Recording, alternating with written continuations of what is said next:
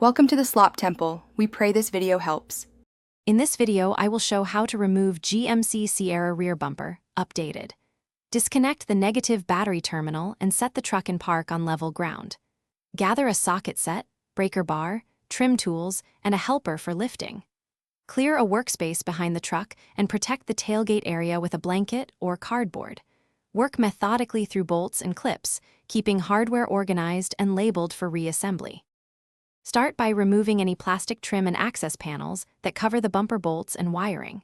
Carefully unplug the trailer harness, parking aid sensors, and backup light connectors so wiring won't snag during removal.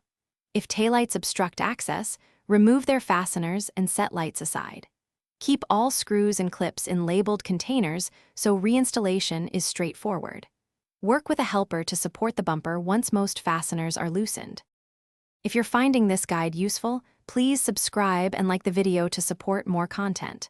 Quick recommendation: make meal prep easy with leak-proof containers that also work great for organizing bolts and small parts during projects.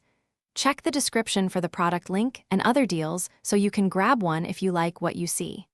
Thanks for the support. Now let's get back to the video. Loosen the main bumper mounting bolts on each frame rail using a breaker bar or impact wrench if needed. Have a helper support the bumper while you remove the remaining fasteners so it doesn't drop or bend. Once free, slide the bumper straight away from the truck to avoid contact with sensors or bodywork. Inspect mounting brackets and wiring for damage and clean mating surfaces before reinstalling a new or refurbished bumper. Thanks for watching. Consider subscribing if we helped you.